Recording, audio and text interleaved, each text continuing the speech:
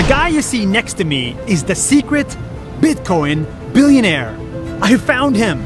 He is the one who turned a $5,000 investment into $1 billion.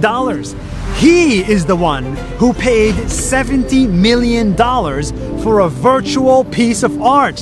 And I'm also the one who came from South India and started with nothing. For the first time ever, I want to tell you the story of Meta-Koven. This guy from South India did not grow up with money. In fact, for most of his life, he could not afford to buy a laptop. He could only afford to buy a flash drive where he kept all his files. At the night, I used to borrow my friend's laptop when they're just going to sleep, and then I used to use my pen drive and learn how to code. And on the internet, he saw opportunity. So he learned how to code and how to build websites. Simple websites that do simple tasks. So I remember one of the websites I built on which anyone could hire a freelancer for $10. But that didn't go very well. It failed. In total, he built 54 websites and 51 of them were complete failures. Until one day, he stumbled upon Bitcoin. He immediately was drawn to the idea and realized that this Bitcoin technology could be big, really big. It was a global idea, and it had people who were passionate about it from all over the world. That really made me feel this is going to be really big. So he adopted Bitcoin, Ethereum, crypto, and blockchain, even when everybody said this was a fad. Anything that's new is initially rejected, right? Like they say, they laugh at first. In the same way, Bitcoin was laughed off. But that's when I know that something might work. So when people laugh at something, my brain goes, maybe we should try it, right?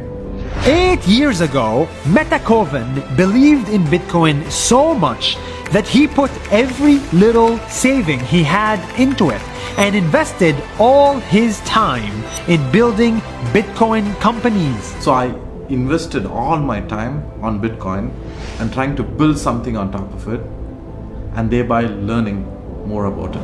Over the years, his bet took off, and he went from being a broke software engineer to a billionaire crypto holder. But don't expect the lifestyle of a billionaire, because in reality, nothing in his life has changed. He owns 0 cars, 0 houses, and 0 stocks. 99.9% of everything he owns is still in crypto. And that's how much I believe in it. This guy owns nothing in the real world, but he owns a lot in the virtual one, because he believes everything is going virtual. Money is virtual, land is virtual, and art is virtual. Apparently, his jacket is also crypto. How exactly is this crypto? Actually, there are only 40 pieces of this in this world, and this they call it a Genesis edition, right?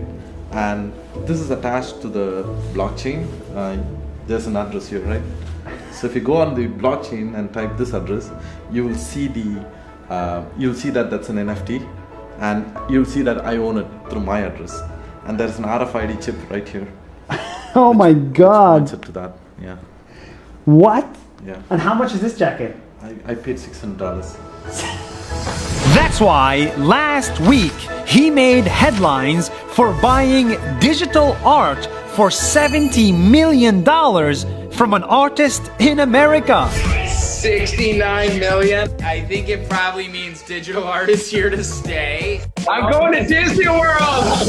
It's the most expensive virtual purchase ever. What went through your mind when you clicked buy? At the auction, my mind was, like I had nothing in my mind. I was okay. I'm going for it. That's it. And actually, the funny part is, a lot of people think I was nervous and stuff. I was not. I knew this was happening, and I had to do it, so I did it. My fund, which is Metaverse, we are planning to build this monument in the Metaverse, which is a virtual space. So we have land there, and we are going to build a huge monument and put this art there so that people can enjoy the 440 million pixel art in its true form, because it's a digitally native picture. For this guy, buying a $70 million piece of crypto art was not just an investment, it was an act of support.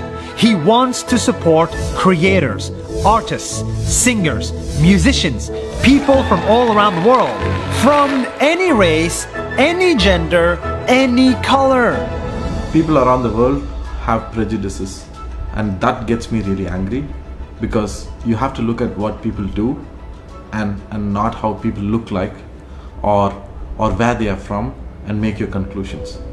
Time and again, whenever I've been rejected from something, like an investor or someone, he'd always tell me, I don't have pedigree. And I hate that, because you never gave me a chance, right? And if you look at what I do, maybe you'll reconsider your decision. And I think it's the same for everyone in this world. If it wasn't obvious by now, this is not about money. This is about decentralization. Decentralization is the idea that value will not come only from the West. It'll come from the rest. The next Gucci will not come from Italy. It'll come from Jordan. The next bank will not come from New York, it'll come from Vietnam, and the next billionaire will not come from San Francisco, they will come from South India.